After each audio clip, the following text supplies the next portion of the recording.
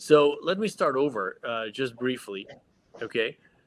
So AKULAR 3D visualization platform. So we take 3D models and we create immersive experience. We use it mainly to communicate sustainability, BREEAM. So there is a little link with Pim's presentation.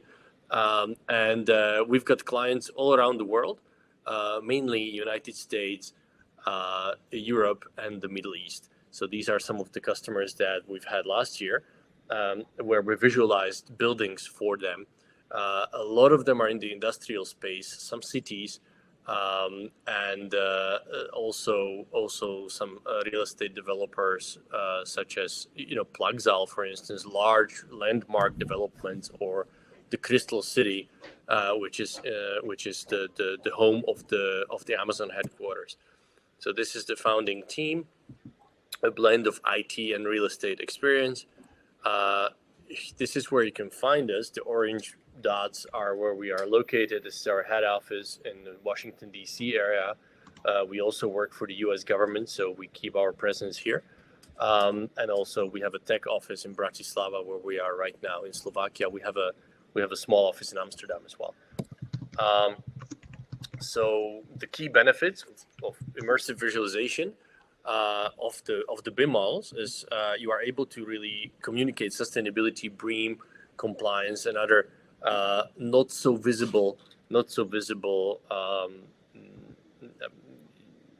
features of your buildings and of your development. You can make better decisions, and you can engage better. And that's using AR, VR, or just basically walk through a connected 3D model. We are integrated with Autodesk BIM 360. We run on Unity, and we got a number of awards around the world. We are one of the 4 BIM 360 Autodesk integrated companies in this space globally. So that's a big thing for us and for our clients, because if you are on BIM 360, you can basically just drag and drop. And that's, BIM 360 is used by the majority of construction companies in the world. So you can drag and drop your 3D models, and then you get it to an AR or VR or any kind of 3D experience. And you can do multiple integrations. So how it works, very simplistically put, basically any of these file types, Autodesk, Trimble, Cinema 4D, Rhino, and other, also work with Bentley, you put into our cloud. We've got an automated conversion system that converts and reshuffles the metadata of the files and the meshes, connects the meshes, simplifies the model without actually compromising the look and feel. And then we also have a digital studio that can do enhancements. So we have people that actually interrupt the process, they improve the model. And then we have integrations where you can put your sensors, your asset management system information, your cameras and whatnot, into the app. And it's all these apps that we're building is connected to this cloud platform. So an example would be, this is from a large architect in New York, which is our customer on the platform. You start with the 2D input, you create the 3D model. Then our digital studio beautifies the 3D model and bakes in the textures and lights and stuff like that. It creates interior visualizations and whatnot, and then you can visualize it in augmented reality on the spot. So this is in Austin, Texas, specifically. So how we do it? Basically, we take any kind of input, either PDFs or layouts or point clouds, or just scans, really, old blueprints. We turn them into a 3D model. Once we turn them into a 3D model, then you can put it into Unity. When you put it into Unity, you can create an animation like this. So this is from one of our clients in the industrial real estate space. And so I have also Martin here with me, who is working with these clients around the world, mainly industrial real estate. So he can share some of his views and some of his impressions from this market. So we can zoom in on that a little bit. And then I'll show you something about what we do with the U.S. government, where we actually overlay data on the digital twins and 3D models. So here you see from the initial 2D kind of blueprint all the way to an augmented reality experience, right? In a matter of weeks, really. Okay, and an example here. I'd like to also share the feed from the app, but I didn't know how to connect with my iPad, so I just prepared a little video. So here's just a 3D model, but then the 3D model has live data in the context of the 3D model. So this is some of the work we do with the Department of the Homeland Security, where in the US, where we actually create a connected experience. So, for instance, if you are a building operator, you are able to view the data in the context of your building in real time. So that's pretty much wrapping up and summarizing what we do. And as I said, I have Martin here with me from the industrial real estate space. So maybe Martin, you can share a little bit of your experience with the industrial real estate, because that's a hot topic in PropTech at the moment. It's a big market. It's growing fast, and we are working with most of the companies, most of the leaders in the market on their innovations and the digital strategies. Yeah. So the main issue for industrial developers is really communicate the sustainability and BREEAM certification, as Martin already said. And what their challenge really is how do they communicate an unbuilt premise, and how do they communicate the potential of a property, basically before they start the landscaping and construction. So for them to see a one-to-one true scale model on site and be able to really interact with it, even modulate the entire platform, is something that is extremely helpful in acquiring clients and communicating the benefits of that development. So this is really what drives the success of future developments these days in industrial.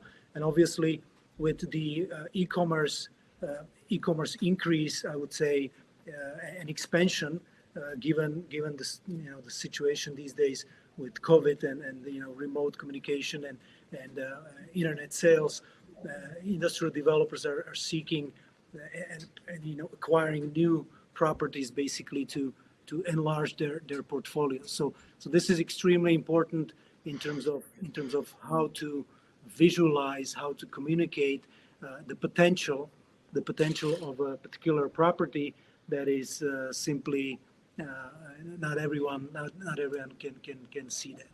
So I think these are the two main aspects: sustainability,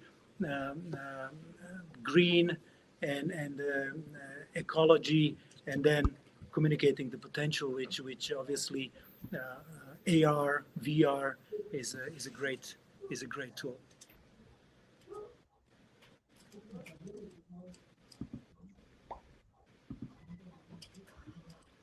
Yeah, thank you very much. I have some questions for you guys and girl. What is the biggest achievement outside the industrial real estate that you obviously dominate with this solution? Yeah, no, that's a good question. So basically, I think the biggest achievement in the past quarter was that we got selected as a visualization partner for the Department of the Homeland Security. So the U.S. government, selected us out of 150 companies from around the world. Wow. Selected our platform for a very quick and efficient visualization and creation of a digital twin based on any input, right? So imagine you want to go and so there is a let's say there is a fire, or there is an event space, arena, stadium, convention center, and you want to organize an important event. We can create a digital twin of that space within a matter of a couple of weeks, and then we include it into our platform and we overlay live data. And so if there is any issue, if you need to send firefighters, if you need to send Blue Force, we can actually track Blue Force as they're walking through the building if we have the data, right? So that's a huge step forward from just basically visualizing, but creating these connected digital twins, and of course being selected by the U.S. government. That's a big deal for us, being a small company. Cool. And you said that you can create those live digital twins within 2 weeks. And how much do I need to pay for that? Yeah, good question. So that depends on the type of integrations and who do we need to integrate with to get the live data.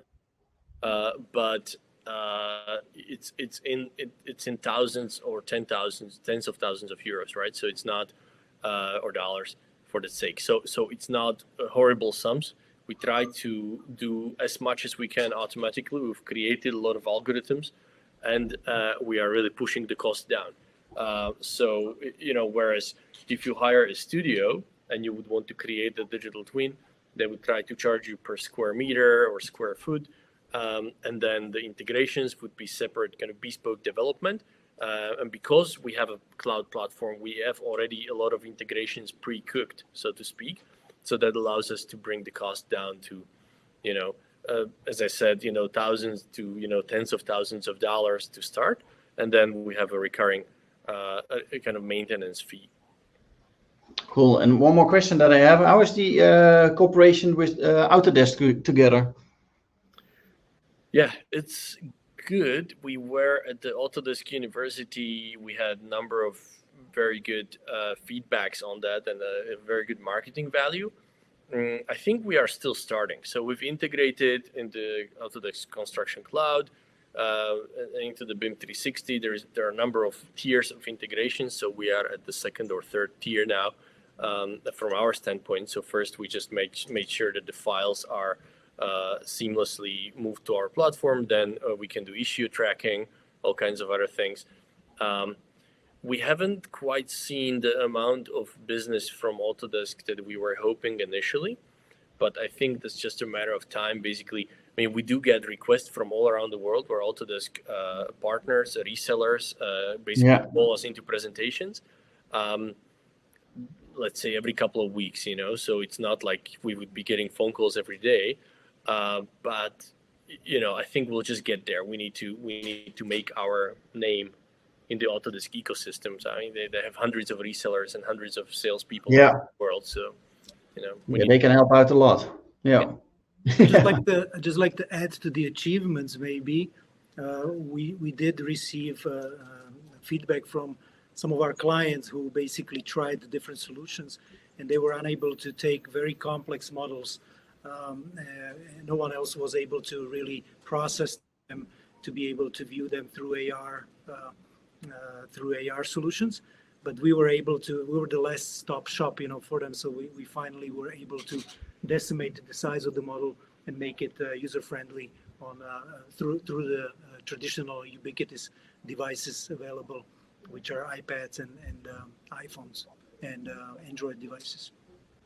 Yeah, that's cool, because I think those kind of devices are being used more and more often, or not? Yep, that's true. I mean, you need to bring it down to basically mobile phones, really, so that you can move around with your phone on a construction site, and have all of the details. So the project that Martin speaks about is basically a large, I cannot name the customer or the type of project, but it's a huge building, 3 times 3 kilometers, of a building. Wow. So very, very big with all the installations. And they are even now able to sign off on the work. And they have 300 suppliers working on the site. And they are able to sign off on bespoke kind of work where they say, okay, this was supposed to be here on week 7, and then they go and check it. So they just use, Android phones, really. So cheap kind of Huawei devices, and it works, So yeah, that's great. Yeah, so then it becomes really available to all the people that also work on the construction site. Yep, correct. Yeah. Well, thank you very much, and hope to see you guys soon. Yeah, thank you. Our pleasure. Thank you. Thanks. Have a great day. You too.